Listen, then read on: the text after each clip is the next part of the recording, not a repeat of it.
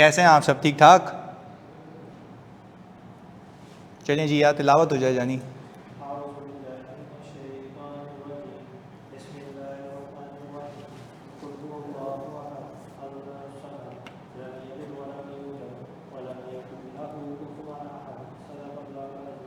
बिस्मिल्लाहिर्रहमानिर्रहीम। अच्छा भाई, तो मैं एकदम ठीक ठाक जानी। देखें, CFAP 6 लाइव कराने का जो प्राइम मकसद है ना, वो ये है कि जिस टेक्निकलिटी पे एग्जामिनर इसको लेके जा चुका है ना, आपके बस की बात ही नहीं है कि आप सिर्फ कंटेंट को सुने जो आयज़ा में लिखा हुआ है और उसको सुन के पेपर को पास कर लें। जिस तरीके से ऑडिट का रियल वर्ल्ड आगे निकल चुका है, जिसमें IT टेस्टिंग हो गई, ITGCs हो गए, ITEX हो गए, एप्लीकेशन कंट्रोल्स हो गए, फिर उससे पूरी स्ट्रेटजी बनती है और कितने कॉम्प्लेक्स एरियाज़ होते हैं। यानी आप अगर पेपर पैटर्न उठा के देखें तो आपको एक बात समझ आएगी कि वो स्पेसिफिक IFRS की अकाउंटिंग ट्रीटमेंट के ऊपर प्रोसीजर मांगने लगा है। अब एक बंदा अगर IFRS में फारेग है तो वो ऑडिट नहीं पास कर सकता। तो अब कुछ सीन सवाडे ऐसे चल रहे हैं। तो मैंने पता है किया है क्या, मैंने पूरा बैठ के ना एक पास पेपर की रिसर्च की, ICAW की फिर से रिसर्च की, और मैंने अपनी लास्ट अटैम्प्ट में पढ़ाया हुआ फिर से देखा। मैंने प्रैक्टिस बहुत कराई है, पर एक जगह मेरी लैकिंग थी, वो मैंने खुद पकड़ी। वो ये कि बच्चे को शुरू यहाँ से कराओ कि जैसे प्रैक्टिकल लाइफ में ऑडिट होता है, यानी जैसे मैं कैफ में करता हूँ। अच्छा, मेरी एक्सपेक्टेशन ये रहा करती थी कि यार बच्चा कैफ में तो अच्छे से पढ़ के आया है, सही है, पर ये भी तो नहीं है ना कि हर किसी ने यहाँ से पढ़ा हो या हर किसी ने उसी अप्रोच से पढ़ा हो, तो अब उसको भी अलाइन करना है। तो मैंने क्या यार, लेट इट बी, हम शुरू से शुरू करते हैं, एंटिटी में एंटर होते हैं, प्रॉपर रिस्क असेसमेंट करते हैं, और साथ साथ क्योंकि अब इतने बिगिनर तो नहीं हो ना, थोड़े से ऊपर आ चुके, तो साथ साथ उसके प्रोसीजर पे डिज़ाइन करेंगे। और मेरी ज़िंदगी में जिस जिस क्लाइंट के ऊपर, जिस जिस सेक्टर के अंदर, जिस जिस इंडस्ट्री के ऊपर जो जो कंट्रोल्स, जो जो सब्सटैंटिव, जो जो रिस्क आ रहे होंगे, मैं सब सवालों में डाल दूंगा। आपको एक इत्मीनान होगा कि सही है भाई, आने दो कोई सवाल, मैं टैकल कर लूँगा। पर अभी रिस्क क्या है, आप हर बच्चे से पूछ लो CFAP के, यार प्रोसीजर पूछ रहा है, स्पेसिफिक प्रोसीजर पूछ रहा है, तो भाई स्पेसिफिक प्रोसीजर को बनाने का तरीका सिखा दूंगा। सोने पे सुहागा, अकाउंटिंग भी पढ़ाता हूँ, तो मुझे पता है कि वो अकाउंटिंग ट्रीटमेंट क्या होती है और उसका ऑडिट इम्प्लीकेशंस क्या होते हैं। तो अकॉर्डिंगली इसको प्लान करके चलते हैं। एग्रीड हो गया ऑनलाइन? तो जल्दी बताओ। तो क्लासेस की ड्यूरेशन कुछ ऐसी रखेंगे कि हम हफ्ते में 4, हफ्ते में 3, ऐसा कोशिश मैं करूँगा 4 की, ताकि आप साथ साथ प्रैक्टिस करते रहें। रही बात, बहुत सारे बच्चों ने मुझसे पूछा था सर हमारी दिसंबर 25 की भी अटैम्प्ट है, उसका क्या करें? उसके लिए मैं आपको एक बेहतरीन हल बताता हूँ, पेपर पास हो जाएगा। दिसंबर 25 वाले रिस्क और रिस्पॉन्सेज मेरे साथ करें जो लाइव करा रहा हूँ।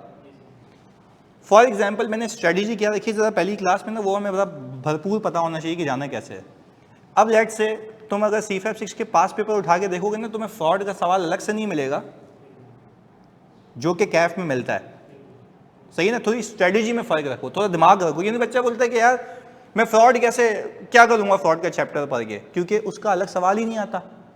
पहली चीज़, रिलेटेड पार्टी का अलग सवाल नहीं आएगा, सब्सिक्वेंट इवेंट का अलग सवाल रिपोर्ट के साथ मिक्स होके आएगा। मैंने क्या किया, अच्छा एक, फिर अब आगे जाएंगे ना, मैं आपको बताता हूँ वैसे समझाने के लिए कि आपका है आयज़ा 402, जिसको हम कहते हैं सर्विस ऑर्गेनाइजेशन। अच्छा, ये सर्विस ऑर्गेनाइजेशन क्या होती है कि आपके अकाउंटिंग की चीज़ें कोई और कंपनी मैनेज कर रही है। फॉर एग्जाम्पल जैसे ये अनीब बैठा हुआ है ना, इसको पता है कि म्यूचुअल फंड्स है ना जितने भी, उन्होंने अपना पूरा हिसाब किताब एक दूसरी कंपनी को आउटसोर्स किया हुआ है। क्या नाम है उसका बताना? GD नहीं, GD को नहीं, IT माइंड्स को। अब मुझे बताओ, सारे बच्चे, सारे कंट्रोल्स कहाँ होंगे, कंपनी के खुद के पास या उस ऑर्गेनाइजेशन के पास? उस ऑर्गेनाइजेशन के पास। उस ऑर्गेनाइजेशन को मैं क्या कहता हूँ? Service organization. भाई मैं ये सारे एक साथ रिस्क जितने भी है ना, सब एक जगह रख दूंगा, फिर बोलूंगा ये स्पेसिफिक टॉपिक है, रिकॉर्डेड पढ़ा हुआ देख लो, कंटेंट पूरा लाइव कवर करूंगा, उसकी सारी बातें लाइव कवर करूंगा, वो पेपर स्पेसिफिक हो गए। अब मैं आपको लेके बैठूं, मैं बोलूँ आओ 402 पढ़ते हैं, मैं आपको बता रहा हूँ अच्छा ये होता है ये होता है, भाई वो हो चुका है, उस पर टाइम नहीं लगाना, आप लगाना है इस पर कि भाई पेपर में क्या आएगा, उस पर बात कर लेते हैं। पहले बताओ ऑनलाइन वाली स्ट्रेटेजी समझ आ रही है, what we need to focus on, यानी हमें करना ये है कि भाई सवाल में कैसे पूछा जाएगा पहले सिखाएं, अप्लाई कराएं, फिर रेलेवेंट पे जाके बोलूंगा भाई जाके देख लो ये। तो मेहनत करनी है पेपर पास करने पे, कंटेंट में कर चुका हूं, बोलोगे वापस भी करा दूंगा, पूरा वापस करा दूंगा, मुझे कोई मसला नहीं है, पर ये स्पेसिफिक बात की थी दिसंबर 25 वालों के लिए कि ये मैं करा दूंगा, पूरा कंटेंट कवर, रेलेवेंट जाके रेफर कर लेना, सही है। और दिसंबर 26 और दिसंबर 25 के लिए कोड ऑफ एथिक्स चेंज नहीं हुआ, वो वही देखेंगे। जो जून 26 वाले हैं उनके लिए कोड ऑफ एथिक्स पूरा चेंज हो चुका है, रिवाइज 2024 अप्लाई हो चुका है, तो हम फिर वो लाइव ही कर रहे होंगे पूरा। और जो जून 26 वाले हैं उसके लिए तो मैं पूरा ही लाइव करा दूंगा, मुझे कोई मसला नहीं है, A to Z पूरा कर लेंगे, सही है। तो जो जून 26 वाले बच्चे बैठे हुए हैं वो तो बेफिक्र ही हो जाएं, वो क्लास लेते रहेंगे, कैफ की तरह होमवर्क भी आया करेंगे, सवालात भी पूछना, वैसे ही इंटरेक्टिव रखेंगे, पास हो जाएगा इंशाल्लाह। क्लियर है? चलें जी।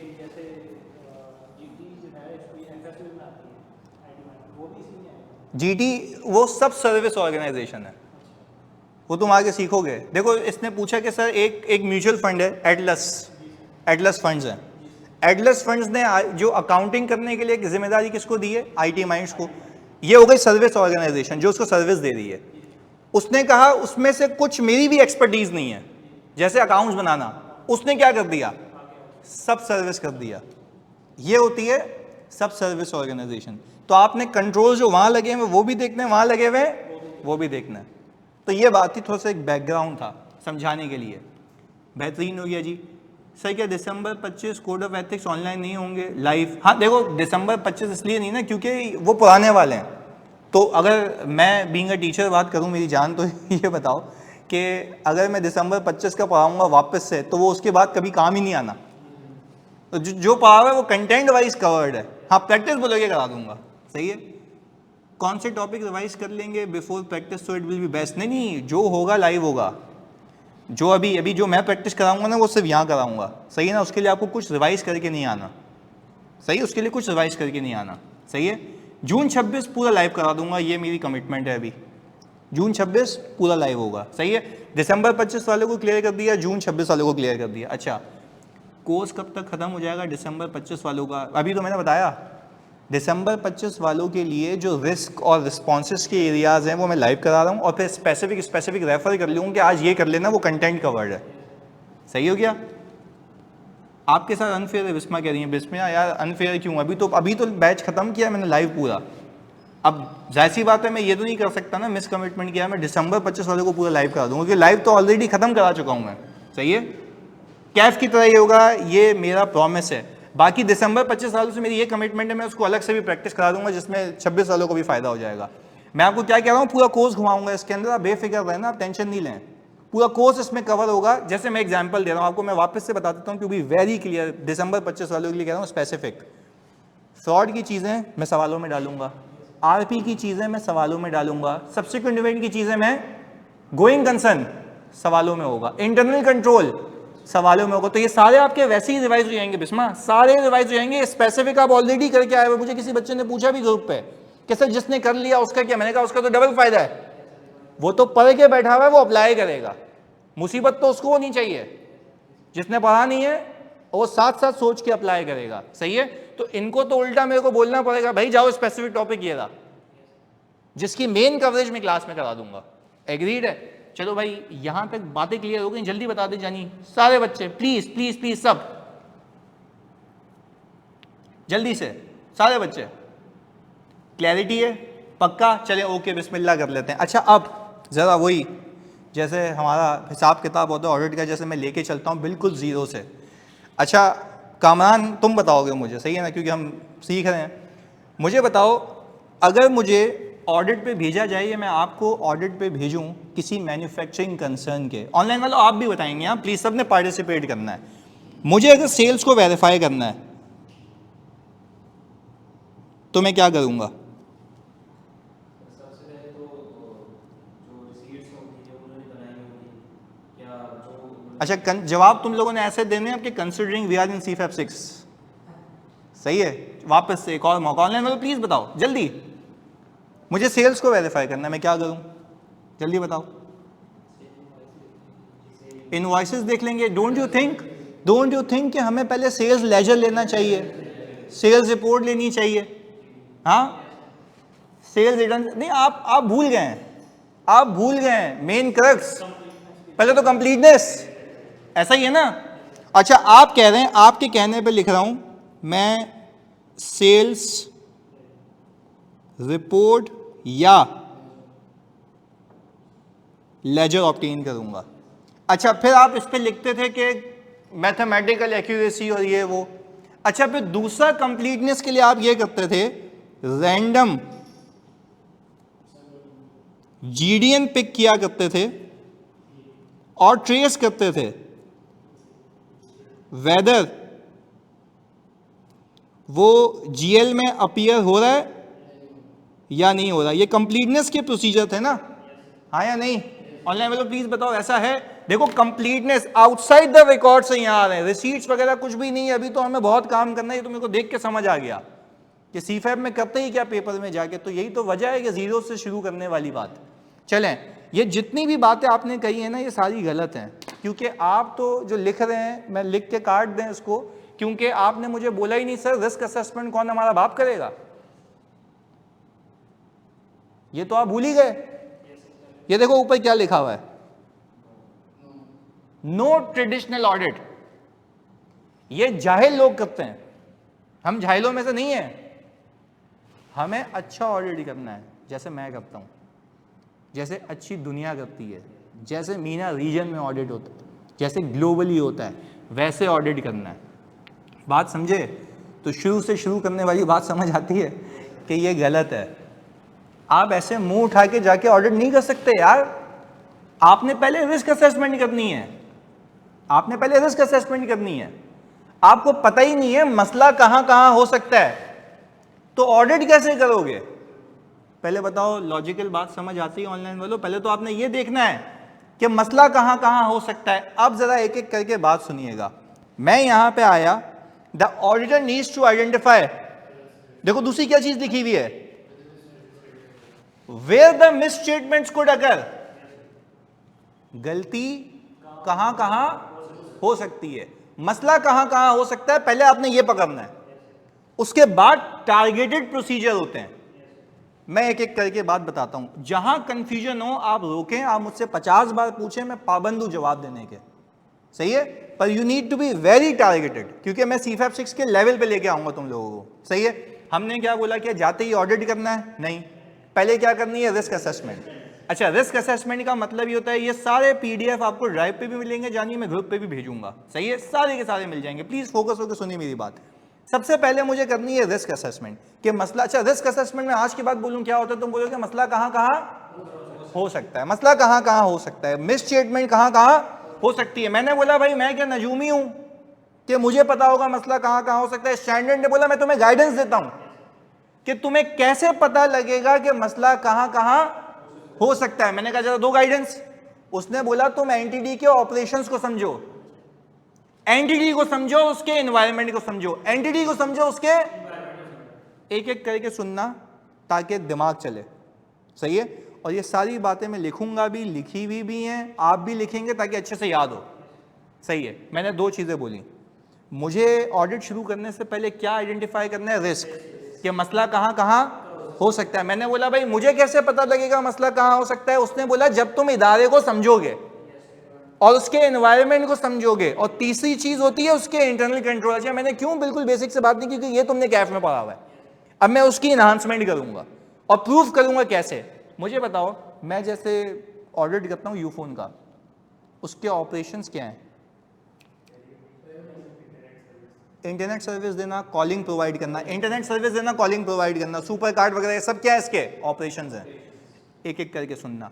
जैसे ही मैंने इसके ऑपरेशंस की बात सुनी तो मुझे पता लगना चाहिए सेल्स के अंदर कहां पे एक इशू हो सकता है कि मल्टीपल परफॉर्मेंस ऑब्लिगेशन की बाइफरकेशन सही तरीके से। अब एक बेवकूफ बंदा सीधा रेवेन्यू रिपोर्ट लेगा और वेरीफाई करेगा, वो तो पूरा रेवेन्यू रिकॉर्ड हुआ होगा। ओ भाई, आपने तो ये देखना था कि सुपर कार्ड के अंदर तो 4 परफॉर्मेंस ऑब्लिगेशन है। ये तो तुम्हारे दिमाग में आया ही नहीं ना, क्योंकि तुम लोगों ने रिस्क असेस ही नहीं किया, तुमने ऑपरेशंस ही नहीं समझे। तुम्हारा दिमाग तो यहां से चलना चाहिए था कि अच्छा यार, अगर एक एंटिटी मल्टीपल परफॉर्मेंस ऑब्लिगेशन एक कॉन्ट्रैक्ट में रखती है तो मेरा पहला रिस्क क्या निकल के आता है? There is a risk that performance obligation might not have been identified correctly. There is a risk that performance obligation might not have been identified correctly। दूसरा रिस्क होगा कि ट्रांजैक्शन प्राइस एलोकेट ना हुई हो करेक्टली, और आखिरी risk होगा कि परफॉर्मेंस ऑब्लिगेशन सेटल होने से पहले रेवेन्यू रिकॉर्ड हो गया होगा। अब मुझे बताओ, अब ऑडिट करने में ज्यादा तमीज आएगी या पहले? अब क्यों? तुम्हें पता है where to focus on, where to focus on. पहले बताओ, ऑनलाइन वाले बच्चों के ये बात समझ आती है? जल्दी से बता दो जानी, जल्दी से।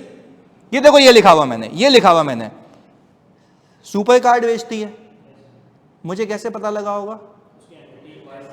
एंटिटी की अंडरस्टैंडिंग ली, ऑपरेशंस की अंडरस्टैंडिंग ली। अच्छा, क्या होती है उसके अंदर?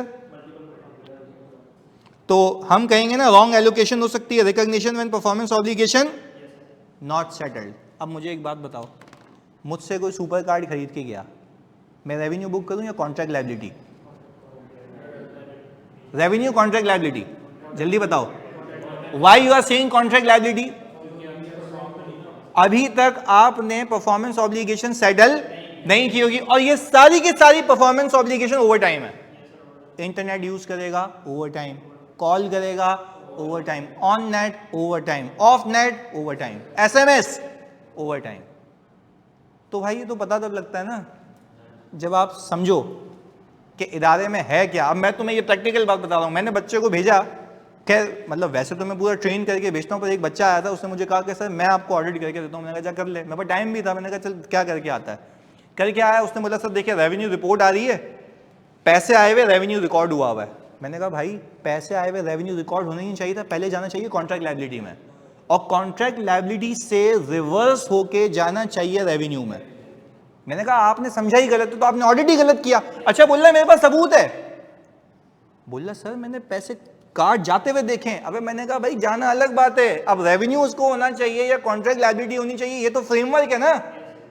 You are not following a framework and you are saying that I have prepared a financial statement in accordance with applicable financial reporting framework, and your framework says कि जब तक परफॉर्मेंस ऑब्लिगेशन सेटल ना हो आप लोगों ने उसका revenue record नहीं करना। तो पहले ये बता दो की एलिमेंट क्या है, इदारे को समझना, उसके ऑपरेशंस को समझना कि उसमें चल क्या रहा है। पहले बताओ, कहानी समझ आती है? थोड़ा दिमाग खुला कि भाई मुझे पहले रिस्क असेसमेंट करनी है, तभी पहले मैंने जानबूझ के वो टोपी ड्रामे किए थे कि तुम लोग देखो और बताओ मुझे प्रोसीजर्स। अबे भाई प्रोसीजर तो बहुत दूर की बात है, पहले तो रिस्क असेस करना है। पहले बताओ गेम समझ आती है? ऑनलाइन वालों कंफर्मेशन ने पहली बात बताई है मैंने, सिर्फ हिट करने के लिए, you need to identify the risk. जल्दी से आगे सुनते हैं। मैंने कहा इसके ऊपर ना एक बच्चा मुझे एक्सपेंसेस रिव्यू करवाने आया। क्या रिव्यू करवाने आया?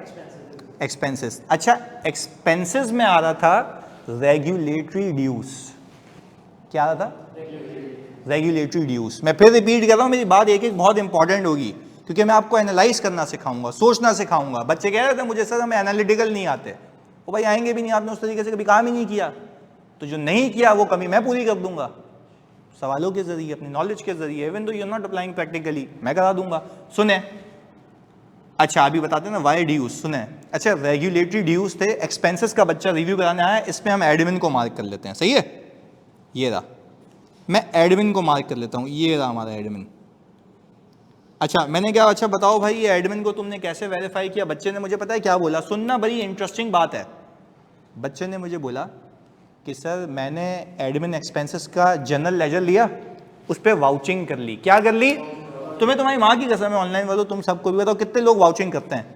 झूठ नहीं बोलना, यानी उठाया वाउच किया, उठाया वाउच किया, उठाया वाउच किया, जल्दी बता दो, झूठ नहीं बोलना, सभी यही करते हो। मैं तो जिस लेवल पे हूँ मैं देख रहा होता हूँ ना। देखो ये बिस्मा ने एक बिल्कुल शरीफाना जवाब दिया, यस हम करते हैं। स्नेहा भी, हमारी बहन कह रही है यस, एडमिन भाई भी कह रहे हैं यस, सब कह रहे हैं यस, करते हो तुम लोग यार। उठाया वाउच किया, उठाया वाउच किया, दुनिया इससे बहुत ऊपर जा चुकी है। सुनो, मैंने कहा अच्छा। उसने बोला सर इसकी ना पूरे साल की एक इन्वॉइस होती है ना, हम वो देख लेते हैं। मैंने कहा अच्छा, छोटी फर्म में ऐसा कराते नहीं, मैं आपको बिग फोर का एक्सपोजर दे रहा हूँ। सुने, इवन बिग फोर में भी ऐसा कराते हैं, बंदा सही होना चाहिए। सही है ना, वो तो अलग गलत बात है। छोटी फर्म का मसला नहीं है, बंदे का मसला है। जो बता रहा है, जो सिखा रहा है, जो रिव्यू कर रहा है, उसका गेम है। अब आगे सुने, प्लीज़ सुने फोकस के साथ। गेम क्या थी? मैंने बोला अच्छा तुमने ये इनवॉइसेस वेरीफाई किया। मैंने कहा तुम्हें कैसे पता लगा ये एक्सपेंस कंप्लीटली रिकॉर्ड हुआ हुआ है? मेरी बात फोकस करो। क्या बोला? ये एक्सपेंस कंप्लीटली कैसे रिकॉर्ड हुआ हुआ है, मैंने उससे पूछा। उसने बोला सर मतलब मैंने पूरा वेरीफाई कर लिया। मैंने कहा आपने तो वो वेरीफाई किया जो रिकॉर्ड हुआ हुआ है, वो कहाँ गया जो नहीं हुआ हुआ? तो बोला सर मैं क्या नजूमी हूँ, यही बोला उसने। मैंने कहा आप तेरे को तेरे लेवल पे लाते हैं। मैंने कहा आपने इदारे की अंडरस्टैंडिंग ली है? बोला असल ली है, टेलीकॉम कंपनी है, आप ही ने क्लास में सिखाया था। मेरा ही स्टूडेंट के सर ये परफॉर्मेंस ऑब्लिगेशन। मैंने कहा चसी तू रेवेन्यू रिव्यू नहीं कर रहा या ऑडिट नहीं कर रहा एडमिन पे, यहाँ से बता। मैंने कहा मैंने ये भी तो सिखाया क्लास में कि जो लॉज एंड रेगुलेशन इस कंपनी पे अप्लाई होते हैं वो भी देखो। अच्छा इसको ना पीटीए भी गवर्न करता है, पाकिस्तान टेली कम्युनिकेशन अथॉरिटी। उसमें लिखा हुआ है आप जो भी रेवेन्यू कमाएंगे उसका 1.5% मुझे रेगुलेटरी फीस के नाम से देंगे, रॉयल्टी। क्या देंगे? मैंने पता है क्या किया, रेवेन्यू पे 1.5% लगाया, एक्सपेंस ज़्यादा आ रहा था, एक्सपेंस, और जो रिकॉर्ड हुआ हुआ था वो कम था। अच्छा तो बच्चा बोल रहा सर ये कैसे? मैंने कहा कैसे क्या मतलब? कानून है, इस पे अप्लाई हो रहा है, environment entity and it's apply हो रहा है, परसेंटेज चिपका, आंसर आ गया। बोला सर ये तो सोचा ही नहीं। मैं अंडरस्टैंडिंग आपने लॉज देखो, जो कानून अप्लाई हो रहा है वो भी तो समझो ना। मैंने कहा कोई मसले वाली बात नहीं, सीख रहा है ना, सीख ले। मैंने कहा पूछ क्या हुआ है? उसने बताया क्या बताया उसने। अब देखो दो भंड पकड़े गए यहाँ पे। उसने बोला उसने पिछले साल की जो पेमेंट की है ना, पिछले साल की, वो इस साल एक्सपेंस रिकॉर्ड किया। यानी एक तो कट ऑफ का मसला, यानी इस साल का तो एक्सपेंस बुक ही नहीं हुआ और पिछले साल का पिछले साल भी नहीं हुआ। कितने भंड हो गए? अब मैं आपसे पूछता हूं, अगर मुझे ये बात पहले पता होती तो क्या मैं इतनी बेवकूफ़ी करता, या मुझे पता होना चाहिए था ये रेवेन्यू से लिंक्ड है? सिंपल लगाता, आंसर आ जाता भाई, because you haven't identified risk, because of the reason you don't understand. आपको एंटिटी का नहीं पता, आपको उसके एनवायरनमेंट का नहीं पता, आपको उस पर कानून क्या लग रहा है ये नहीं पता, तो आप ऑडिट कैसे करोगे? मुझे तो ये नहीं समझ आ रहा। तो कहने का मतलब ये है पेबल बी को एग्जैक्टली, तो ये तो रीस्टेटमेंट थी। और टेलीकॉम में आपको अगर पता हो या ना पता हो, बिलियन ऑफ रुपीस का रेवेन्यू होता है, तो उसका 1.5% भी मटीरियलिटी से तो ऊपर ही होगा, क्योंकि यूजुअली रेवेन्यू की 1% मटीरियलिटी होती है। अगर रेवेन्यू को बेस बनाऊं भी तो वो तो वैसे ही मटीरियल था। हुई रीस्टेटमेंट, फिर ये कोई मेहनत लगी या अंडरस्टैंडिंग अच्छी थी?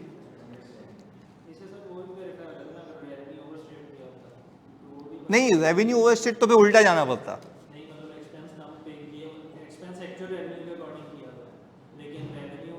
नहीं ना, फिर उससे अलाइन होना चाहिए ना। तो हम तो एक्सपेंस कह रहे हैं कि भाई ये होना चाहिए। अगर वो बोल दे मैंने रेवेन्यू सॉरी गलत बुक किया था, मैंने कहा वो रिवर्स कर ले भाई, पकड़ा जाएगा। अच्छा मैं तकरीबन मैं वर्किंग पेपर तो रिव्यू करता हूँ, पर पहले मैं एनालिटिकली देखता हूँ चीज़ें, मेरे सेंस बनाता है ना तो मैं बोलता हूँ सही है, अब आगे चलते हैं। वर्किंग पेपर तो मैं बहुत बाद में खोलता हूँ, पहले चलता है एनालिटिकल प्रोसीजर्स, एनालाइज करता हूँ चीज़ें। एग्रीड है? पहले बताओ, दूसरी बात समझ आती है कि हमें क्यों इस किसी भी इदारे के लॉज एंड रेगुलेशन को समझना चाहिए, क्योंकि उसकी हेड होती है इसके ऊपर। चलो ये तो बहुत बड़ी बातें कर रहा हूँ मैं तुम लोगों से, तुम्हारे लेवल की बात करते हैं। कंपनीज एक्ट का पेपर कौन कौन दे रहा है? Company law basically. अच्छा आप तो जो दे रहा है वो भी नहीं बताएगा। अच्छा सुने, अच्छा एसोसिएट्स के चैप्टर है इन्वेस्टमेंट इन एसोसिएट का, सही है? वैसे ही तुम्हें बताता हूँ, तुम्हें कुछ तो याद होगा ना। वो कहता है आप एसोसिएट को लोन और एडवांस नहीं दे सकते बगैर अप्रूवल के, स्पेशल रेजोल्यूशन पास होती है, रेजोल्यूशन के बगैर नहीं दे सकते। अच्छा अब सुनिएगा, बोर्ड अप्रूवल नहीं है उसमें, शेयर होल्डर रेजोल्यूशन है वहाँ जाने के लिए पहले, सही है ना। अब इन्वेस्टमेंट एसोसिएट, फिर वो कहता है कि आपने जो पैसे देने हैं ना, अदर देन अगर फॉर एग्जांपल कोई सप्लाई ऑफ गुड्स और सर्विस के लिए वो तो अलाउड है, तो उसके अलावा आप कोई एडवांस देते हैं तो आप मार्केट रेट से कम पे नहीं दे सकते, मार्केट रेट से कम पे नहीं दे सकते। पहले बताओ ये बात समझ आती है ऑनलाइन वालों, मार्केट रेट से कम पे नहीं दे सकते। अच्छा आप सुने ये फ्रेमवर्क है, क्योंकि IFRS और कंपनीज एक्ट दोनों लगता है, वो तो लिखता है अपने अकाउंट में, आप खोल के देख लें कंप्लायंस स्टेटमेंट ऑफ कंप्लायंस खोल के देख लो, वो लिखता है वहां पे कि these financial statements have been prepared in accordance with applicable financial reporting framework, जिसके अंदर ये दो चीजें आती हैं। और इवन ये भी लिखता है कि अगर कंपनीज एक्ट को इसमें कोई फटा हुआ तो कंपनीज एक्ट प्रिवेल करेगा।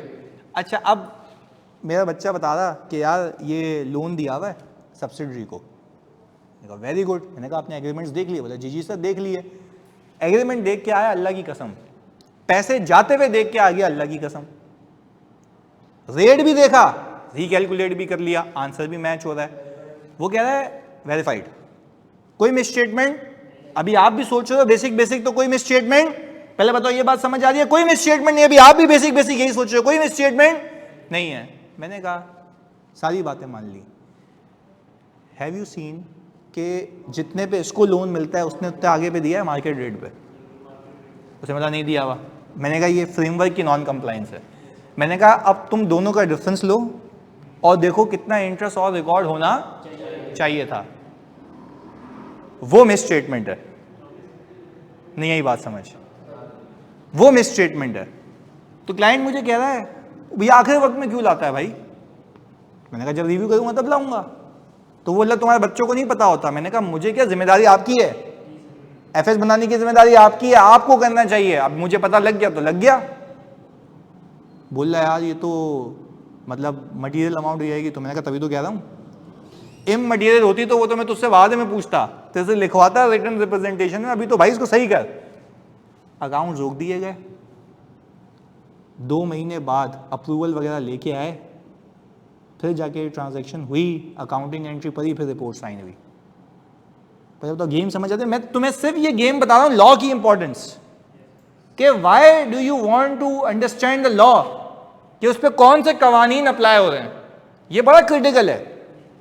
चलो एक और चीज पहले बताओ, ऑनलाइन वालों यहां तक बात समझ आती है, गेम समझ आ रही है कि क्या मैं रिस्क असेसमेंट में कनेक्ट करे जा रहा हूं, कि भाई आप अंडरस्टैंडिंग ले रहे हैं एंटिटी की, उसके एनवायरनमेंट की, उसके इंटरनल कंट्रोल की, सारी चीजें। सुनना, अभी तो एंटिटी एनवायरनमेंट चल रहा है, इंटरनल कंट्रोल को तो छुआ भी नहीं है मैंने, सिर्फ गेम सिखा रहा हूँ अपने प्रैक्टिकल एक्सपोजर से कि क्या क्या रिस्क आपके एलिवेट होते हैं।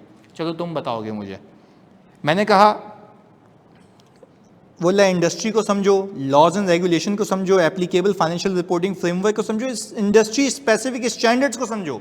अच्छा अब एक चीज़ सुनो, तुम बताओगे मुझे। एक इदारा है सर, एक मतलब रिपीट करें लॉ का क्या है। अच्छा मैं बता देता हूँ। देखो मैंने लॉ का बताया ना कि जो कायदे कवानीन इस कंपनी पे अप्लाई होते हैं, मैंने लॉ की 2 एग्जांपल दिए हैं, एक रेगुलेटरी ड्यूज वाली PTA और दूसरी कंपनीज एक्ट वाली। मैंने आपको बताया कि कोई ना कोई लॉ का क्लॉज कंपनी में मिस स्टेटमेंट क्रिएट कर सकता है, क्योंकि वो उस पर अप्लाई हो रहा है। सिंपल यार, इससे भी आसान बात बताऊं, आपकी टैक्सेशन। मैं तुम्हें एग्जाम्पल देता हूं। मैं ईजी पैसा का ऑडिटर मैं हूं, सही है, तो तुम्हें बताता भी था कैफ में। मैं ईजी पैसा का ऑडिट मैं करता हूं, सही है। सुनना, ईजी पैसा 1 साल पहले तक माइक्रो फाइनेंस बैंक था। क्या था? अब वो हो चुका है डिजिटल बैंक। उसको डिजिटलाइजेशन का लाइसेंस मिल चुका है, पूरा बैंक बन चुका है। मैं तुम्हें बताता हूं, मेरे बच्चे गए ऑडिट पे, मैं इस्लामाबाद में बैठा होता क्योंकि मेरा PDCL ग्रुप भी मेरा ही है। मैं वापस आया, मैंने सबसे पहले बच्चे से सवाल पूछा, टैक्स देख लिया? बोले हाँ सर। मैंने कहा किसके हिसाब से? बोले सर वो माइक्रो फाइनेंस। मैंने कहा भाई बैंकिंग का शेड्यूल अलग है, 7 शेड्यूल के हिसाब से टैक्सेशन होती है। किसके हिसाब से? 7 शेड्यूल के हिसाब से टैक्सेशन होती है। वो बच्चा बेवकूफ पूरा टैक्स गलत करके बैठा हुआ था। उसमें कुछ चीजें IFRS 16 की अलग हैं, बाकी चीजें अलग हैं, उसने ऐड लेस सब अलग अलग था यार। उसने उसको कंसिडर ही नहीं किया था। क्यों क्यों क्यों किया हुआ था उसने ऐसा? Lack of understanding of law. जो कंपनी पे अप्लाई हो रहा है वो तो देख भाई, कानून चेंज हो चुका है। अच्छा मेरे अपने सवाल होते हैं, जो बैंक बनने से पहले पिछले लॉसेस थे, कहीं वो ज़ाया तो नहीं हो गए? नहीं है बात समझ? बिजनेस लॉसेस तो कैरी फॉरवर्ड होते ना। अब जब वो कंपनी नहीं रही तो क्या वो टैक्स वाला अलाउ करेगा? तो मेरे रिस्क पैरामीटर्स ये होते हैं, ये देखना। और अगर डेफर्ड टैक्स एसेट बुक हुआ तो राइट ऑफ होगा। अच्छा, राइट ऑफ क्यों करवाऊंगा डेफर्ड टैक्स एसेट?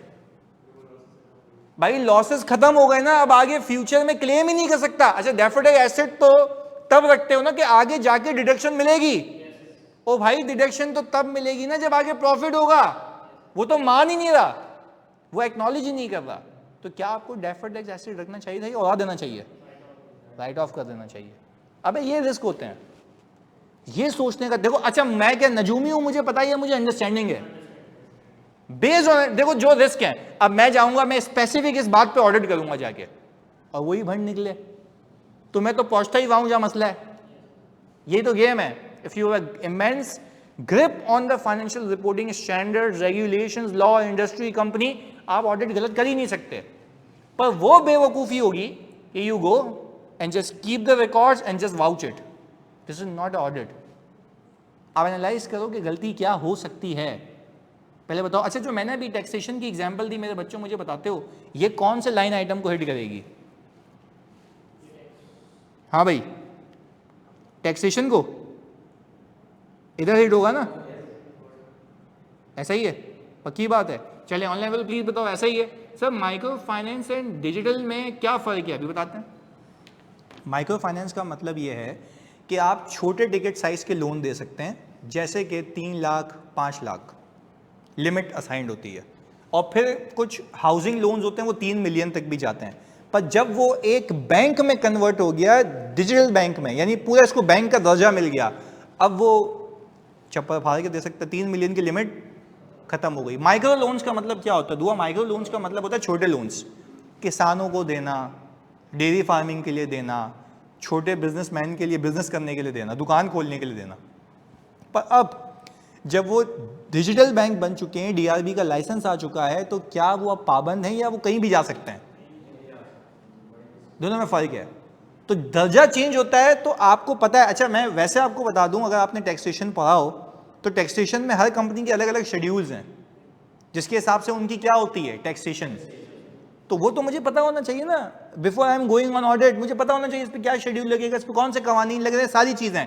अगेन, जितनी भी मैंने आपको अभी बातें बताई हैं, क्या ये इस बात की निशानदेही है कि all together before you got to know the audit, आप जब से ऑडिट शुरू करो उससे पहले आपको रिस्क असेसमेंट करनी है। और जल्दी बता दो सब एक साथ, यकजहती के साथ, रिस्क असेसमेंट कैसे होती है, अंडरस्टैंडिंग लेते हुए एंटिटी की एंड इट्स एनवायरनमेंट की। अच्छा, एनवायरनमेंट में जल्दी बता दो क्या उसके ऊपर लगने वाले कायदे कवानीन आते हैं, उसमें चेंजेस आते हैं, इंडस्ट्री आती है, फाइनेंशियल रिपोर्टिंग फ्रेमवर्क आता है, बिल्कुल आता है।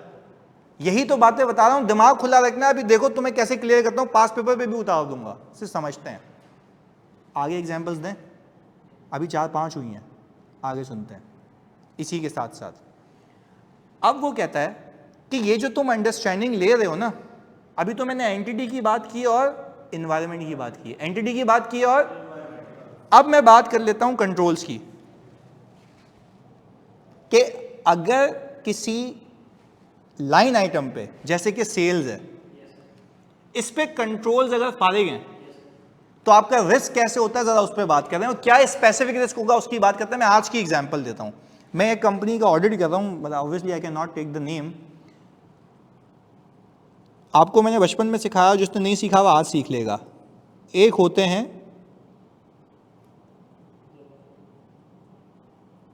जनरल कंट्रोल्स, बता देता हूं क्या होते हैं। जैसे कि एक एप्लीकेशन है, सॉफ्टवेयर है, एप्लीकेशन बहुत हैवी वर्ड यूज कर लिया, सॉफ्टवेयर एक, सही है, सॉफ्टवेयर है HRMS, ह्यूमन रिसोर्स का, सही है, ह्यूमन रिसोर्स मैनेजमेंट सिस्टम। एक कंपनी है जिसका मैं ऑडिट कर रहा हूं, उसमें सॉफ्टवेयर लगा हुआ है। अच्छा, आइडियली क्या होना चाहिए, इसमें कौन सा बंदा एंटर होगा, सही है, इसका एक्सेस हर किसी के पास नहीं होना चाहिए। हाँ या नहीं, जल्दी बताओ। हर किसी के पास इसका एक्सेस। अच्छा, इसमें अगर टैक्सेशन के रेट्स की कोई चेंजेस करनी है, हाँ भाई, क्या कोई भी चेंज कर ले? नहीं, इसके लिए ना पूरा मैकेनिज्म होता है। अभी मैंने आईटी के चैप्टर अभी अपडेट किया है, आज जाके देखना क्या डिटेल में किया है मैंने आईटी। सुनना, होता क्या है, एक एप्लीकेशन है, उसके ऊपर जनरल कंट्रोल है। जनरल कंट्रोल का मतलब है कि अगर अगर अगर अगर अगर सुनना, आईटी ऑडिट डिपार्टमेंट में क्या, चलो बेहतरीन है, तो अच्छा समझ आएगा। सुनना, खैर सुनो, अब सुनने कहने का मतलब ये है कि एक ह्यूमन रिसोर्स की एप्लीकेशन है, मुझे उस सॉफ्टवेयर में कोई चेंजेस कराना है, उस सॉफ्टवेयर में, इसको हम कहते हैं चेंज मैनेजमेंट। क्या कहते हैं? अच्छा, चेंज मैनेजमेंट के लिए पहले रिक्वेस्ट रेज होती है। क्या होती है? डेवलपर के पास जाती है, क्योंकि बनाने वाला अलग होता है, यूज करने वाला, सेग्रीगेशन ऑफ ड्यूटीज होती हैं। ऑनलाइन वालों बात याद आ रही है ना, बचपन वाली, यही वाली बात है, अभी भी अप्लाई होती है, पर प्रैक्टिकलिटी में करके दिखा रहा हूं। बनाने वाला अलग, यूज करने वाला। अच्छा, I need to raise the request, फिर इसकी अप्रूवल होगी, क्यों चेंज करना है, सबूत इकट्ठे होंगे, डेवलपर चेंज करेगा, फिर वो लाइव होने से पहले टेस्ट होगा और फिर लाइव होगा। ऐसा है, ये change management. Tax rate change कराना है, अच्छा मुझे इंक्रीमेंट की परसेंटेज चेंज करानी है, वो भी जाएगा। ऐसा ही है, पक्की बात है। अच्छा, यानी अब इस सिस्टम को कौन कौन एक्सेस कर सकता है, ये भी एक जनरल कंट्रोल, हर किसी के पास एक्सेस होना नहीं चाहिए। एग्रीड है? अच्छा, अब सर ये तो होगा जनरल कंट्रोल की बात है। अब मैं जब इस एप्लीकेशन का ऑडिट करने लगा ना, सुनना बड़ी अहम बात है, इंटरेस्टिंग बात है, तो मैंने अपने आईटी वाले से पूछा, हाँ भाई हमने आपको जनरल कंट्रोल की टेस्टिंग पे लगाया था, क्या किया उसका? उसने पता है मुझे क्या बोला सामने से, जवाब आप लोग जवाब देंगे फिर इसका। उसने मुझे सामने से ये बोला कि सर आकाश, ये तो कुछ इस सॉफ्टवेयर में रखते ही नहीं है, ये सब मैनुअल कर रहे हैं। मैंने कहा क्या मतलब? मैंने कहा टाइम इन टाइम आउट। बोले टाइम इन टाइम आउट की अलग मशीन है, उस वो एक्सेल में पॉपुलेट हो जाती है, इस सिस्टम से इंटीग्रेटेड नहीं है। तो मैंने कहा रखने का फायदा क्या है इसका? यानी इसका मतलब ये है एक्सेल शीट में कोई भी एंट्री कर सकता है, एक्सेल शीट में। पहले बताओ ये बात समझ आ रही है? अच्छा, ये मुझे कैसे पता लगा? नजूमी और कंट्रोल फारिग है। ओ भाई, मैनुअली हो रहा है। अच्छा, मैंने अपनी टीम को क्या कहा होगा, सोच के बताओ, क्या रिस्क है मुझे, अंडर स्टेटमेंट का या ओवर स्टेटमेंट का? किस चीज का रिस्क है? ओवर स्टेटमेंट का नहीं, कंट्रोल्स तो वीक है। रिस्क किस चीज का है? अहमद कह रहा है अंडर स्टेटमेंट का, मैं कह रहा हूं ओवर स्टेटमेंट का। अबे ज्यादा रिकॉर्ड हुआ होगा ना, वो भी पैसे लेके जा रहे होंगे जिसको नहीं मिलने चाहिए। यहां पे फ्रॉड हो सकता है, यहां पे रिस्क ऑफ फ्रॉड है, मिस एप्रोप्रिएशन ऑफ एसेट्स का, मिस एप्रोप्रिएशन ऑफ कैश का, क्योंकि there is an opportunity to commit fraud, क्योंकि यहां पे कंट्रोल नहीं है। इवन सारे चेक्स भी लगा दो, ईमेल करने से पहले कोई बंदा एंट्री कर सकता है, ये फर्क है। तो मेरा रिस्क यहां पे बढ़ गया। अच्छा, पहले बताओ कि हो सकता है कि अपना एक्सपेंस शो करवा दे। नहीं, देखो एक्सपेंस क्यों इतना शो कराएगा, जितने पैसे गए तो टैली कैसे करेगा? बात समझ आ रही है? तो कहने का मतलब है यहां पे मिस। अच्छा, मुझे यहां पे क्यों रिस्क नजर आ रहा है? कंट्रोल समझे मैंने, पहले बताओ लॉजिकल बात समझ आती है? अच्छा, एक और चीज, एक इदारा है जो अननेसेसरी कैश अपने पास रखता है, मिस एप्रोप्रिएशन ऑफ कैश का रिस्क है। क्यों? वो टाइमली बैंक में जमा नहीं कराता, ये भी रिस्क है। पर ये कौन से लाइन आइटम को हिट करेगा सर? कैश में, बैलेंस शीट के कैश में हिट करेगा। तो देखो आपको जगह जगह रिस्क दिख रहे होते हैं और वो किसी लाइन आइटम को हिट कर रहे होते हैं। आप एक जगह रखते हो और बोलते हो आओ भाई अब ऑडिट करते हैं। पर अब जो ऑडिट होगा ना वो टारगेटेड होगा, पता लगेगा कि वे टू हिट, क्या काम करना है, कैसे करना है। मैंने बच्चों को क्या बोला, सिर्फ समझिएगा। बच्चों को मैंने बोला क्या इस पे ऑडिट कैसे करना है। अब मेरी अप्रोच चेंज हो गई। जब फ्रॉड होता है ना, तो आप लोगों में से कितने लोगों को पता है, सारे बच्चे बताएंगे, you need to incorporate element of unpredictability. अब ये बड़ी जेनरिक बात है। अब ये फ्रॉड के चैप्टर में आप जाओगे ना, हर कोई आपको ये पढ़ाएगा, we will incorporate element of unpredictability. भाई व्हाट सॉर्ट ऑफ अनप्रेडिक्टेबिलिटी आपको लिखना पड़ेगा पेपर में। अब मैं बोलूंगा अनप्रेडिक्टेबिलिटी का क्या मतलब है। मैं बोलूंगा मैं अटेंडेंस लॉग लूंगा। क्या लूंगा? अटेंडेंस लॉग ऑब्टेन करूंगा। मैं तुम्हें से सोचना सिखा रहा हूँ, प्रोसीजर भी आगे सीखते हैं। अटेंडेंस लॉग लूंगा।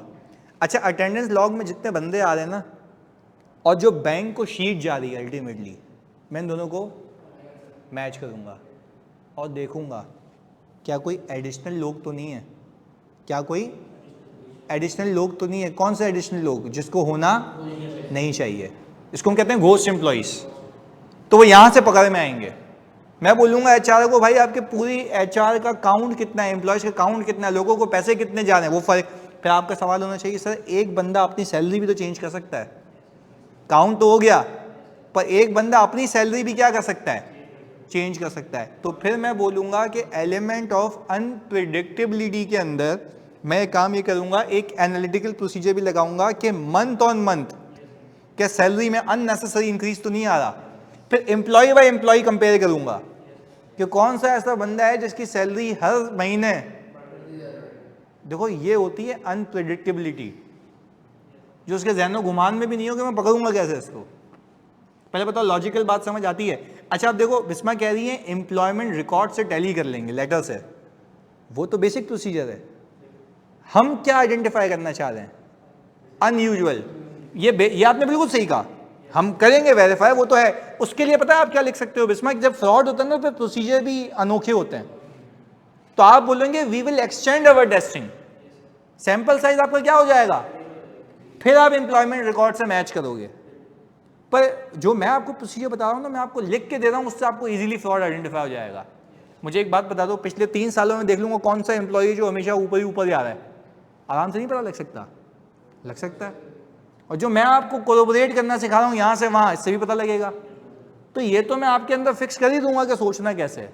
पर पहले बताओ आपको बात समझ आ रही है ऑनलाइन वैल्यू कि किस तरीके से अगर अटेंडेंस लॉग डुप्लीकेट हो, मींस कि अगर कार्ड पे एंट्री होती हो तो डुप्लीकेट कार्ड बने। नहीं, ऐसा नहीं है ना। देखो सुनो, फ्रॉड करने के चक्कर में ना जो चोर होता है ना कोई सुराग छोड़ देता है। वो इतनी मेहनत नहीं करेगा कि डुप्लीकेट कार्ड भी बनवाएगा, और जिसको सैलरी देनी है वो बोलेगा तू रोज आके अटेंडेंस लगा के जा। हमें ये तो नहीं होगा ना।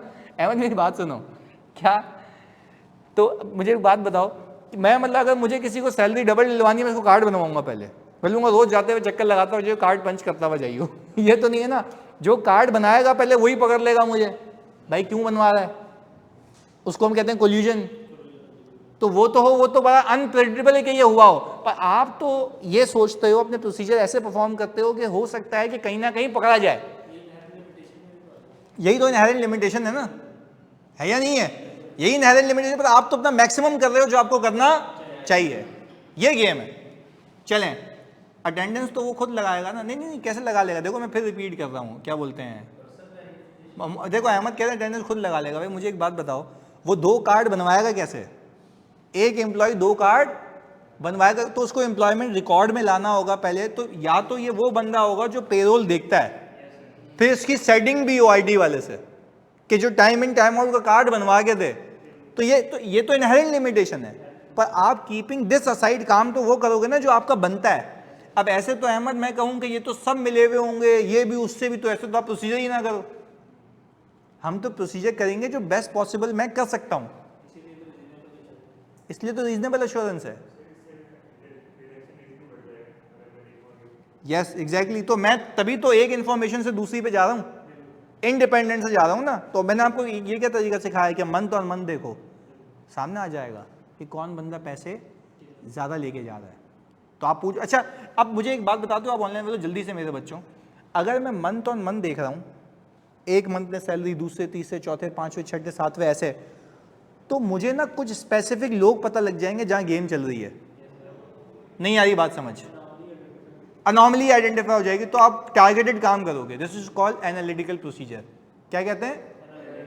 एनालाइज कर रहे हैं इन्फॉर्मेशन को। पहले बताओ गेम समझ आती है? ऑनलाइन मतलब प्लीज बताओ, यहाँ पे क्लैरिटी है जल्दी से।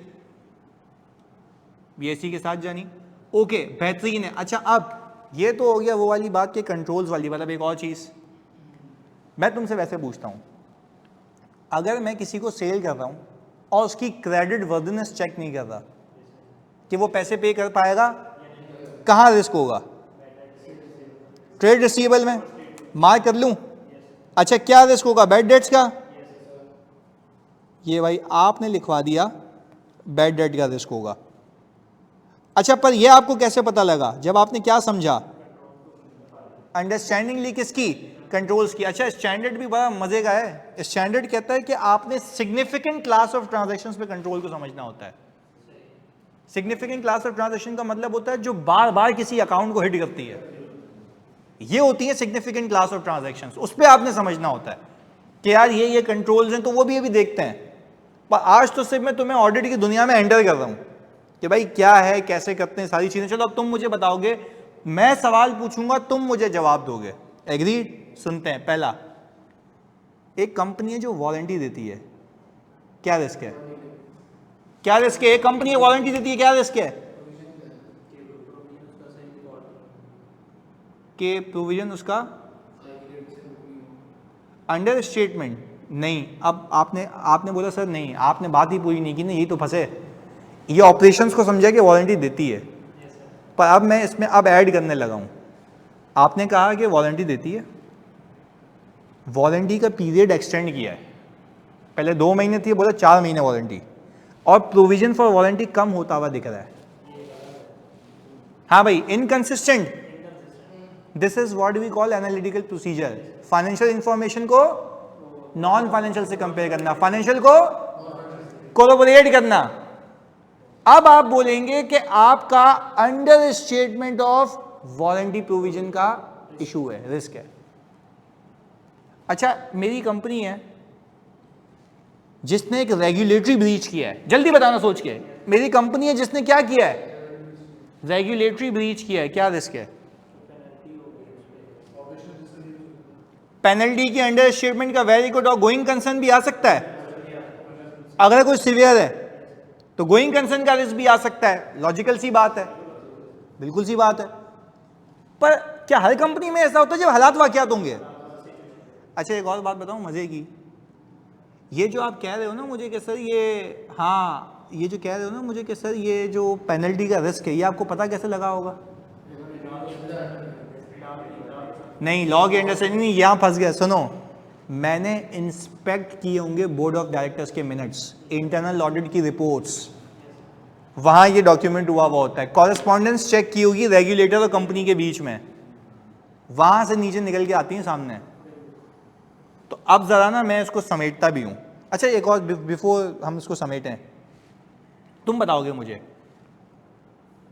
हाँ ये तो सोचो अभी, तो तुम प्लीज फोकस कराइए। सुनो, मैं अगर ये कह रहा हूं कि मेरे कॉम्पिटिटर ने मुझसे अच्छा प्रोडक्ट का वर्जन लॉन्च कर दिया और मेरे इन्वेंट्री डेज ऊपर जा रहे हैं, तो क्या रिस्क है? जल्दी बता दो, जल्दी बताओ। एनआरवी लॉस है, ताकि हम उसमें एंटर तो हो जाए ना यार।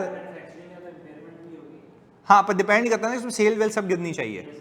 सही है, एनआरवी लॉस बेहतरीन जा रहे हो, बिल्कुल सही बताया। अच्छा, मेरे कंटिन्यूस लॉसेज हैं, कंटिन्यूस लॉसेज हैं, और मेरा डेफर्ड टैक्स एसेट खड़ा हुआ है, क्या रिस्क है? Risk of overstatement of deferred tax asset. Why? क्योंकि आप डेफर्ड टैक्स एसेट से वो उस हद तक रख सकते हो जितना फ्यूचर टैक्सेबल प्रॉफिट्स हो, पर यहां पे तो दिख ही नहीं रहा। How we can recognize deferred asset? तो ये रिस्क आता है। पहले बताओ बात समझ आती है? ऑनलाइन वालों प्लीज बताओ बात समझ आती है जल्दी से मेरे बच्चों, क्लैरिटी है? अच्छा, एक और चीज, आपने एक डिफेक्टेड प्रोडक्ट सप्लाई कर दिया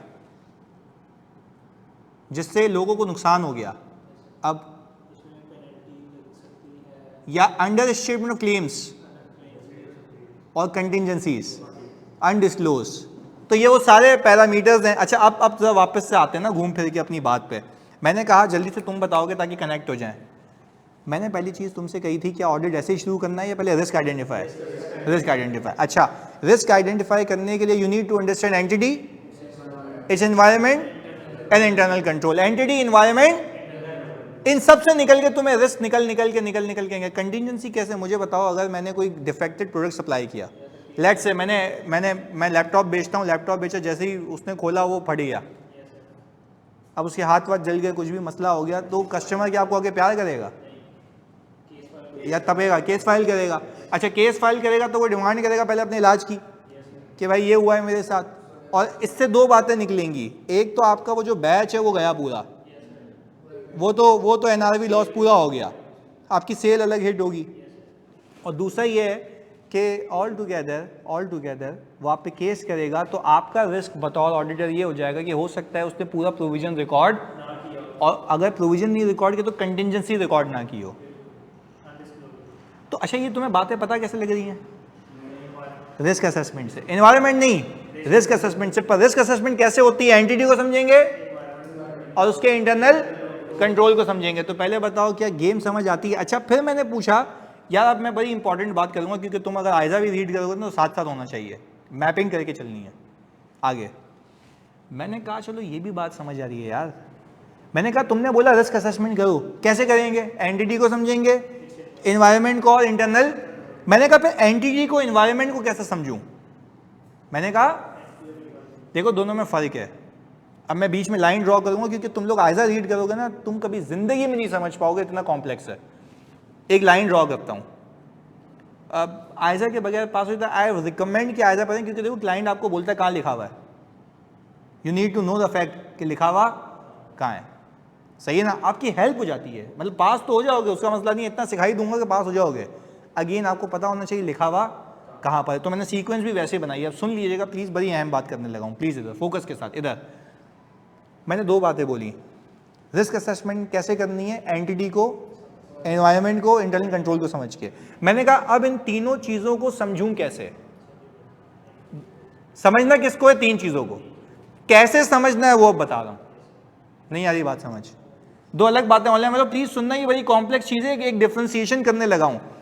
तुम बताओगे चलो मुझे रिस्क असेसमेंट कैसे होती है तीन चीज़ों को समझ के, एंटिटी, एनवायरनमेंट। मैंने कहा अब इन तीन चीज़ों को कैसे समझूं?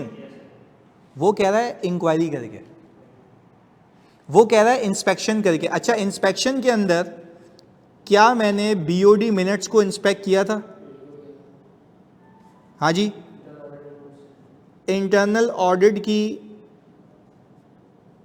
रिपोर्ट्स को इंस्पेक्ट किया था, ऐसा ही है। अच्छा, इंस्पेक्शन के अंदर लीगल कॉरेस्पॉन्डेंस को इंस्पेक्ट कर सकते हैं जहां से ये केसेस निकल के सामने आए। हाँ भाई। अच्छा, मैं क्या यहां से तुम मुझे बताओगे कस्टमर कंप्लेन लॉग को इंस्पेक्ट कर सकता हूं? मैंने जितनी बातें बताई हैं उसमें कस्टमर कंप्लेन लॉग जो है उससे क्या ये बात निकल के आ सकती है कि वो तपा हुआ है, ये इशू हुआ है, तो क्या वहां से मेरा कंटिजेंसी का रिस्क निकल के आ जाएगा?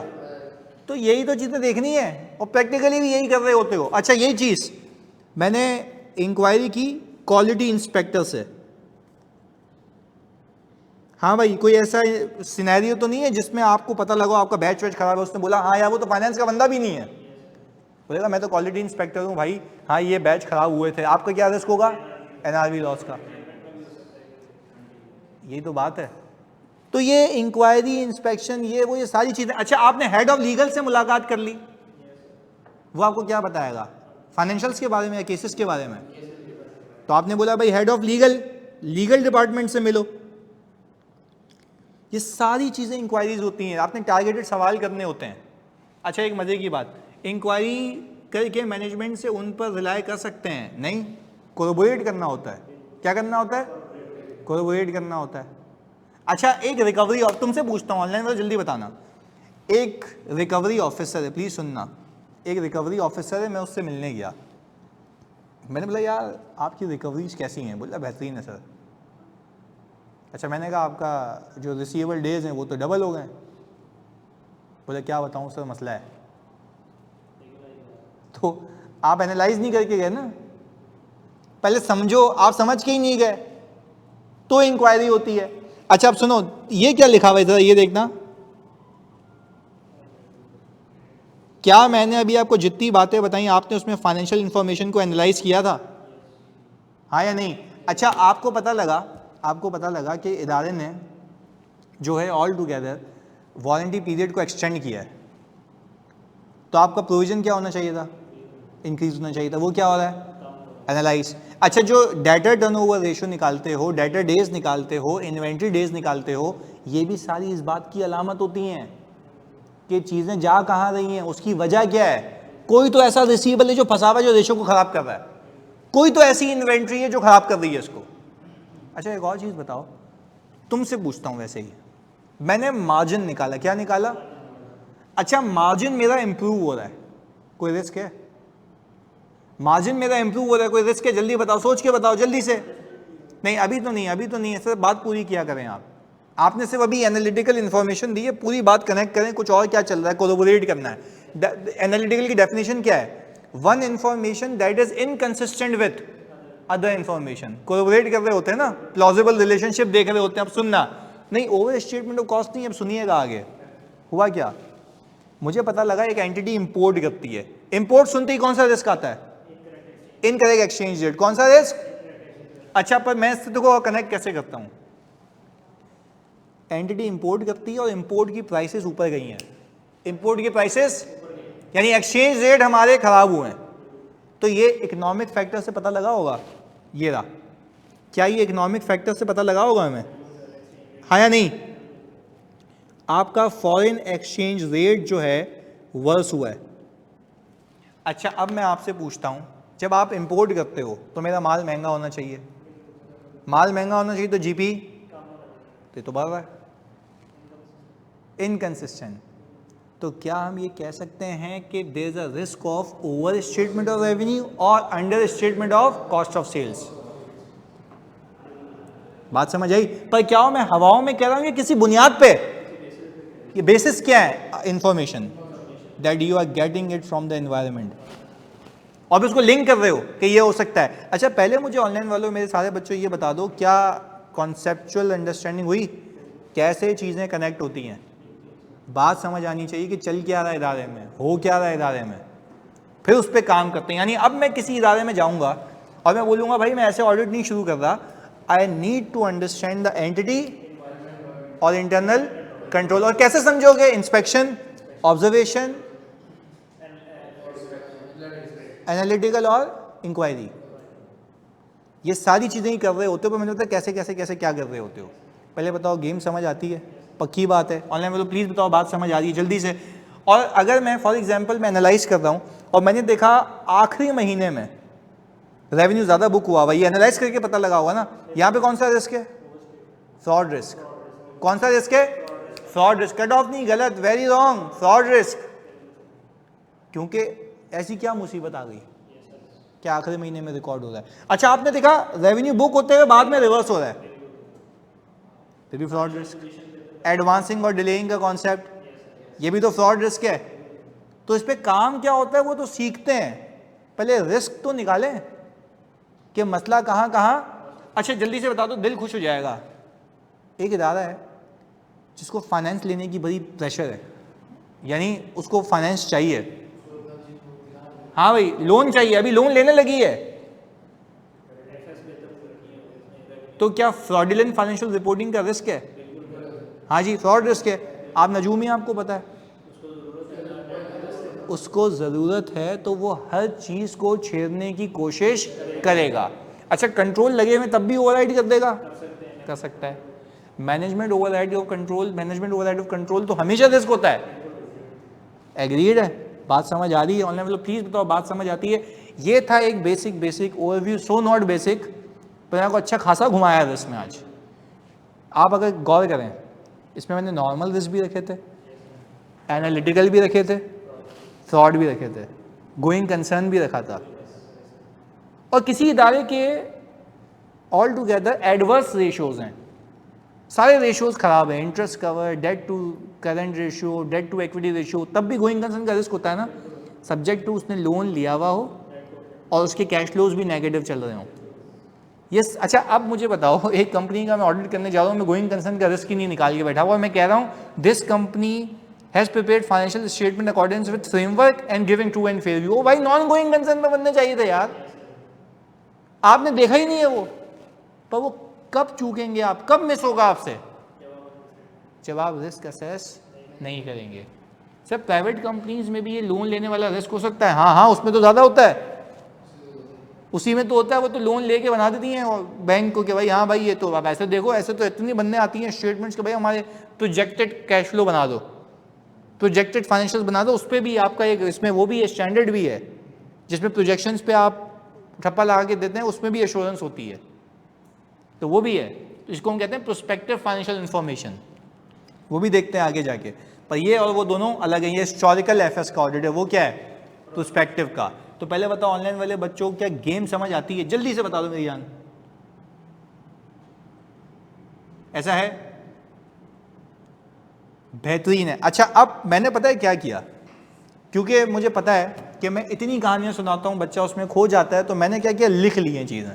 देखो क्या लिखा हुआ है, सप्लाई ऑफ फॉल्टी प्रोडक्ट क्या है,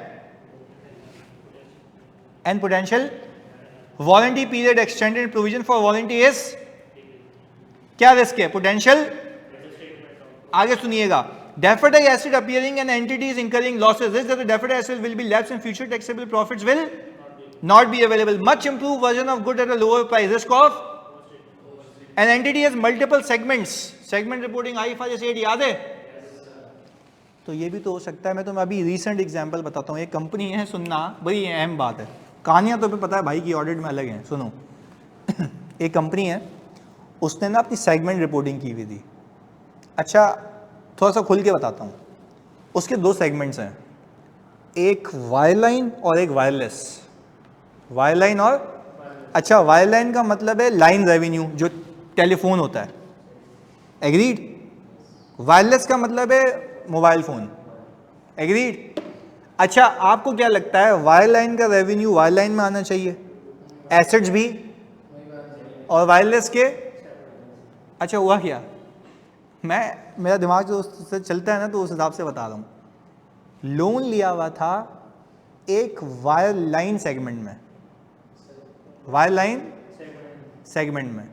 अच्छा, तो हुआ क्या, हुआ ये कि उन्होंने जब सेगमेंट का नोट बनाया ना, तो कुछ रेवेन्यू वायरलेस का वायरलाइन में शिफ्ट कर दिया, ताकि इस सेगमेंट की परफॉर्मेंस अच्छी दिखे। तो आपका ये रिस्क नहीं होता कि अगर एक तो कंपनी है जिसके मल्टीपल सेगमेंट्स हैं, पहले तो सेगमेंट आइडेंटिफिकेशन गलत हो, क्योंकि आपको अगर याद हो IFRS 8 में, तो सेगमेंट आइडेंटिफिकेशन के क्राइटेरिया होते हैं कि उसका एक चीफ ऑपरेटिंग डिसीजन मेकर होना चाहिए, वो खुद रेवेन्यू कमाए और एक्सपेंडिचर इंकर करती हो, और उसके लिए डिस्क्रीट फाइनेंशियल इन्फॉर्मेशन अवेलेबल हो। मुझे पता है आपकी शक्लें देख के याद आ रहा है, आप लोगों को याद नहीं है, सही है। तो 3 कंडीशंस थी उसकी सेगमेंट को कहलाने के लिए। पहली कंडीशन ये थी कि वो खुद ब खुद रेवेन्यू इंकर करता हो, एक्सपेंस इंकर करता हो। दूसरा था डिस्क्रीट फाइनेंशियल इन्फॉर्मेशन अवेलेबल हो, उसका चीफ ऑपरेटिंग डिसीजन मेकर हो, जो उसकी परफॉर्मेंस को मॉनिटर करता हो। ये काफी नहीं है तो सेगमेंट हो गया। फिर रिपोर्टेबल सेगमेंट अलग होता है, 10% ऑफ रेवेन्यू, 10% ऑफ एसेट, और प्रॉफिट और loss whichever is higher उसका 10%। अब यही तो तुम्हारे रिस्क है कि एक सेगमेंट उसने छुपा दिया हो जो कि लॉस मेकिंग सेगमेंट हो, यूजर को कैसे पता बंद करना है।